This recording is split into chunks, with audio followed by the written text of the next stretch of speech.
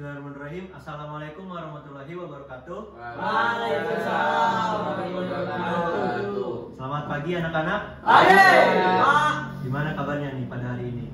Sehat ya semuanya? Alhamdulillah.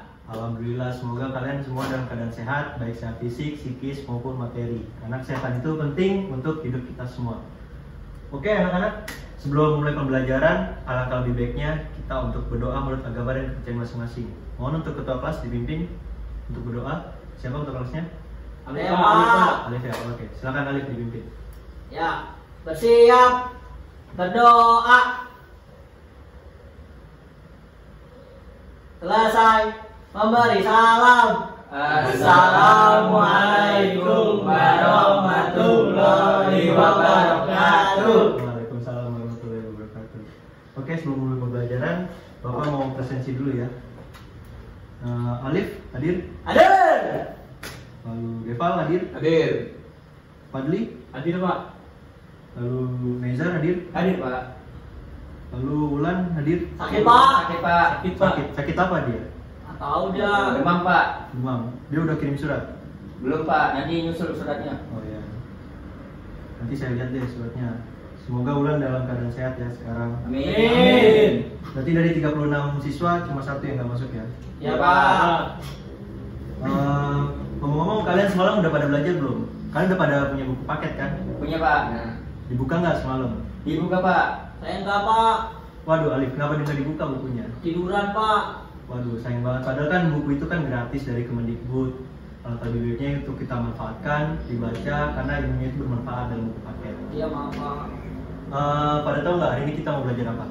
Enggak tahu, Pak. Belum. Teks eksplanasi, Pak. Oh iya, ini ada yang di PPT. Iya, Pak. Jadi hari ini kita akan belajar tentang teks eksplanasi. Minggu sebelumnya kita sudah belajar tentang teks laporan hasil observasi dan saya rasa semua siswanya udah pada paham ya. Atau minggu lalu ada yang mau ditanyakan? Tidak ada, Pak. Cukup, Pak. Cukup. Kita lanjut ya ke materi teks eksplanasi. Yang pertama itu ada pengertian. Ada yang tahu nggak apa itu pengertian dari teks eksplanasi? Saya tahu, Pak. Oh ya, silakan Deval. Teks eksplanasi adalah teks yang berisi tentang proses mengapa dan bagaimana kejadian-kejadian alam, sosial, ilmu pengetahuan, budaya, dan lain-lain dapat terjadi suatu kejadian baik itu kejadian alam maupun kejadian sosial yang terjadi di sekitar kita, lalu memiliki hubungan sebab dan akibat biasanya, Pak. Oh ya, luar biasa. Berarti Deval semalam belajar ya? Alhamdulillah. Jadi kurang lebih seperti itu ya anak-anak. Jadi teks eksplanasi adalah teks yang berisi tentang proses mengapa dan bagaimana kejadian-kejadian alam, sosial, ilmu pengetahuan, budaya, dan lainnya yang dapat terjadi. Jadi teks eksplanasi itu suatu kejadian baik dari kejadian alam maupun kejadian sosial. Jadi kita diharapkan pada pertemuan pada hari ini kita setidaknya paham dulu apa itu dari pengertian dari teks eksplanasi. Oke, selanjutnya. Ya, selanjutnya ada ciri-ciri dari teks eksplanasi. Ada yang tahu nggak apa saja ciri-ciri dari teks eksplanasi? Saya mau coba jawab, Pak, sedikit-sedikit, Pak. Oh ya, silakan Fadli. Yang pertama itu informasinya isinya faktual. Yang kedua bahasannya itu tentang fenomena, bisa berupa fenomena alam atau enggak sosial. Ya. Yang terus? ketiga fokusnya itu pada hal umum, secara general gitu, Pak. Oh Saya tahu ya. itu doang, Pak. Ada 3 ya berarti yang Fadli tahu ya. Ya. Jadi sebenarnya ciri-ciri dari teks eksplanasi itu ada 5. Yang pertama adalah informasi yang dimuat berdasarkan fakta atau faktual. Jadi teks eksplanasi itu tidak boleh disusun berdasarkan opini dari penulis. Jadi harus sesuai dengan fakta yang ada di lapangan. Lalu yang kedua adalah hal yang dibahas, yaitu suatu fenomena yang bersifat keilmuan dan berhubungan dengan ilmu pengetahuan. Nah, maka dari itu teks eksplanasi itu disusun berguna untuk menambah pemahaman atau informasi kepada para pembacanya. Lalu yang ketiga, sifatnya informatif dan tidak berusaha mempengaruhi pembaca untuk percaya terhadap hal yang dibahas. Sama ya, kurang lebih ada sangkut pautnya dengan ciri-ciri yang kedua. Yakni ciri-ciri yang ciri-ciri yang keempat, menggunakan kata penanda urutan. Jadi ada pertama, kedua, selanjutnya, kemudian seperti itu ya anak-anak. Lalu yang terakhir, fokus pada hal umum atau generik, bukan partisipan manusia. Sebelumnya sampai sini ada yang mau ditanyakan atau kurang dipahami? Pak, saya mau nanya Pak, itu Ya. maksudnya bukan partisipan manusia itu apa Pak? Jadi teks eksplanasi itu haruslah berdasarkan fenomena alam atau fenomena sosial. Jadi tidak ada sangkut pautnya dengan manusia. Kalau sangkut pautnya dengan manusia itu bisa jadi itu adalah teks biografi atau teks deskriptif. Seperti itu. Bisa dipahami ya Fadli? Bisa. Oke. Lanjut ya anak-anak. Pak, Oh ya. teks eksplanasi kan itu bersifat keilmuan atau berhubungan dengan ilmu pengetahuan. Iya. Nah, apabila tidak berhubungan dengan ilmu pengetahuan, nah itu disebut teks apa Pak? Ya sama seperti tadi ya yang saya utarakan, itu bisa jadi teks biografi, sebab teks biografi itu hanyalah memberikan pemahaman kepada pembaca tentang pengalaman hidup seseorang. Lalu ada juga ya seperti teks prosedur kompleks yang memberitahu pembaca tentang langkah-langkah untuk mengerjakan sesuatu, seperti itu. Bisa Baik, dipahami Pak. Neza? Terima kasih Pak. Oh, iya. Lanjut anak-anak. Lanjut Pak. Pak. Selanjutnya ada struktur teks eksplanasi. Strukturnya itu ada 3. Ada yang tahu nggak apa aja? Saya coba jawab Pak. Oh ya, silakan Neza. Yang pertama itu pernyataan umum Pak. Itu berisi tentang penjelasan atau gambaran umum tentang peristiwa alam yang akan dibahas Pak. Nah, yang kedua itu sebab akibat, berisi tentang penyebab dan akibat yang ditimbulkan dari fenomena tersebut Pak. Dan yang ketiga atau yang terakhir yaitu interpretasi atau kesimpulan, dan bisa memberikan tanggapan untuk kesimpulan itu Pak. Terima kasih. Oh iya, kurang lebih seperti itu ya. Sudah biasa. Terima kasih Neza. Jadi betul ya, ada yang dikatakan Neza. Yang pertama itu ada pernyataan umum, yang kedua ada urutan sebab akibat, yang ketiga ada interpretasi. Nah, yang pernyataan umum itu teks eksplanasi menjelaskan tentang gambaran atau fenomena atau peristiwa alam yang akan dibahas. Lalu poinnya bisa mengangkat tentang proses bagaimana fenomena atau peristiwa alam tersebut bisa terjadi. Lalu yang kedua, nah pada bagian ini, pada bagian urutan sebab akibat dijelaskan tentang bagaimana penyebab dan akibat ditimbulkan dari fenomena tersebut. Gitu. Lalu yang ketiga ada interpretasi. Nah dari interpretasi ini kurang lebih sama lah seperti kesimpulan. Jadi biasanya interpretasi itu ada di paragraf akhir dari struktur teks eksplanasi. Itu ya. Selanjutnya kaidah kebahasaan.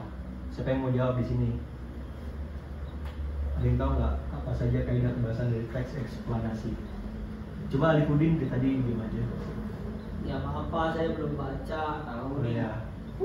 Belajar Coba pemahaman Alifudin tentang kaidah kebahasaan teks eksplanasi itu apa aja? Belum tahu Pak, saya belum baca. Oh ya. Ada yang mau bantu jawab? Saya Pak, Oh ya, silakan Fadli. itu menggunakan kalimat pasif, ada istilah ilmiah, Ya. terus sifatnya itu informatif, ada kata kerja material ataupun rasional Pak. Kurang lebih seperti itu Pak jawaban saya. Oh ya, terima kasih. Kurang lebih betul ya yang dijawab oleh Fadli. Jadi strukturnya itu ada 5. Yang pertama itu menggunakan kalimat pasif. Yang kedua menggunakan konjungsi kasual dan waktu. Dan yang ketiga terdapat istilah ilmiah. Jadi istilah ilmiah itu seperti genus dari sebuah pohon atau gen dari hewan seperti itu. Jadi yang selanjutnya yang keempat menggunakan kata kerja material dan rasional. Dan yang kelima adalah bersifat informatif. Nah, yang kelima ini paling penting karena teks eksplanasi itu bersifat itu keilmuan. Jadi menambah pemahaman atau informasi kepada para pembacanya. Seperti itu. Kurang lebih betul ya yang dijawab oleh Fadli. Jadi strukturnya itu ada 5. Yang pertama itu menggunakan kalimat pasif. Yang kedua menggunakan konjungsi kasual dan waktu. Dan yang ketiga terdapat istilah ilmiah. Jadi istilah ilmiah itu seperti genus dari sebuah pohon atau gen dari hewan seperti itu. Jadi yang selanjutnya yang keempat menggunakan kata kerja material dan rasional. Dan yang kelima adalah bersifat informatif. Nah, yang kelima ini paling penting karena teks eksplanasi itu bersifat apa ya? Itu keilmuan, jadi menambah pemahaman atau informasi kepada para pembacanya. Seperti itu. Lalu yang terakhir ada contoh. Contohnya ada di Word ya, bukan di PPT. Sebentar, anak-anak. Bisa aja bapak. Ada yang mau bantu jawab nggak? Ada yang mau bantu baca nggak? Saya deh pak, saya. Ya, silakan kali. Per paragraf aja ya. Banjir. Mendengar kata banjir memang sudah tidak asing lagi. Terdengar di telinga kita. Banjir adalah fenomena alam yang bersumber dari curah hujan dengan intensitas tinggi dan durasi lama. Pada daerah aliran sungai atau das. Banjir terjadi karena sebab alam dan tindakan manusia. Penyebab alami banjir adalah erosi dan sedimentasi curah hujan, pengaruh fisiografi, geofisik, sungai, kapasitas sungai, drainase lahan, dan pengaruh air pasang. Penyebab banjir karena tindakan manusia adalah perubahan tata guna lahan, pembuangan sampah, kawasan padat penduduk di sepanjang sungai, dan kerusakan bangunan pengendali banjir. Ya, cukup. Lalu selanjutnya ada yang mau bantu baca nggak? Yang paragraf terakhir. Saya Pak. Ya, silakan Reza. Pembuangan sampah di DAS membuat sungai tersumbat sampah. Jika air melimpah, air akan keluar dari sungai karena daya tampung saluran berkurang. Kawasan padat penduduk di sepanjang sungai atau drainase dapat menjadi penghambat aliran dan daya tampung sungai. Masalah kawasan kumuh dikenal sangat penting sebagai faktor sosial terhadap masalah banjir daerah perkotaan. Oke, terima kasih anak-anak sudah membantu baca. Di sini kita bisa analisis ya bareng-bareng. Ada yang tahu nggak di paragraf pertama ini strukturnya itu namanya apa? Tahu pak? Pernyataan umum Pak. Ya, betul sekali Pak Diki Suara. Lalu yang kedua, strukturnya itu apa? Ada yang tahu nggak? Yang dari paragraf kedua ini? Yang kedua itu urutan sebab akibat Pak. Ya, betul sekali. Ini yang paragraf kedua adalah urutan sebab akibat karena ditandai adanya ini ada di paragraf pertama itu udah tergambar jelas ada kata akibat dan di bawahnya itu sebab. Jadi akibat dari banjir penyebabnya itu apa? Karena aliran sungai yang terhambat. Lalu kalau yang terakhir strukturnya apa ya? Saya Pak, Oh ya, silakan Deval. penyebab banjir bukan. Kurang tepat, ada yang mau bantu Saya, jawab? Saya Pak. Coba Lifudin. Wah, pasti interpretasi pak. Ya, betul sekali. Jadi paragraf terakhir itu interpretasi atau kesimpulannya. Jadi bisa dipahami anak-anak dari contoh ini? Bisa. Ada yang mau ditanya lagi nggak? Cukup pak. Cukup Pak. Silahkan. Oh ya. Iya. Udah berasa ya anak-anak kita udah hampir ada di jam akhir pelajaran. Jadi kesimpulan dari pertemuan kita pada hari ini adalah kita sudah membahas tentang pengertian dari teks eksplanasi, lalu kita sudah mempelajari tentang ciri-ciri dari teks eksplanasi. Yang ketiga ada struktur dari teks eksplanasi, dan yang terakhir kita sudah mempelajari tentang kaidah kebahasaan dari teks eksplanasi. Lalu kita juga sudah menganalisis contoh dari teks eksplanasi. Sampai sini ada yang ingin ditanyakan atau masih kurang dipahami? Cukup, Pak. Pak. Cukup ya. Oke. Pak, saya mau nanya Pak. Oh ya, silakan Nezan. Apabila Nggak apa-apa. apabila ini kan terdapat strukturnya ya Pak. Iya. Teks eksplanasi ini. Nah, apabila strukturnya itu dibolak-balik itu bagaimana Pak? Menurut pengetahuan Bapak ya, kalau teks eksplanasi itu strukturnya itu sudah pasti. Jadi misal dari paragraf pertama itu sudah pasti berisi tentang pernyataan umum. Lalu paragraf kedua sampai seterusnya itu urutan sebab akibat, dan yang ketiga itu interpretasi. Jadi kalau misalnya strukturnya dibolak-balik, bisa jadi dapat menyebabkan pemahaman ganda dari pembaca. Jadi pemahaman pembaca itu jadi berkurang gitu, seperti itu. Baik Pak, terima kasih. Bisa atas dipahami ya? penjelasan. Bisa Pak. Ada yang mau ditanyakan lagi? Cukup pak, cukup. Cukup ya. Oke. Lalu Bapak ada tugas nih buat minggu depan. Aduh. Oh, tugas lagi pak. gampang kok tugasnya. Jadi tugasnya itu yang pertama kalian membentuk kelompok 5 orang. Lalu yang kedua berdiskusi untuk membuat teks eksplanasi. Yang ketiga bertukar teks eksplanasi dengan kelompok yang lain. Lalu yang keempat menelaah teks eksplanasi kelompok lain. Bisa dipahami ya tugasnya? Bisa, Pak. Kelompoknya milih sendiri apa dipilih? Silakan kalian milih sendiri sesuai dengan kesukaan kalian aja. Atau kalian acak sendiri juga nggak apa-apa. Yes, sama Bulan. Iya. Ya bisaan. Bulan kan nggak berangkat Pak. Ya kita dikasih tahu. Oke. Ya. Pak, ini deadline-nya kapan Pak? Deadline-nya ini kan hari Kamis, berarti deadline-nya itu Rabu ya.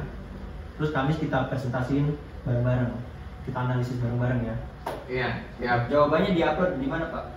Jawabannya diupload di atau kalian kumpulkan secara kolektif ke ketua kelas, nanti silakan kirim ke email Bapak. Baik Pak. Dapat tahu kan email Bapak? Iya, tahu Iya, Pak. Ya. Pak. Tugas mahasiswa 26 kan Pak? Iya betul sekali. Udah deh, sekian pertemuan kita pada hari ini. Kurang lebihnya mohon dimaafkan. Wassalamualaikum warahmatullahi wabarakatuh. Waalaikumsalam warahmatullahi wabarakatuh. Boleh keluar.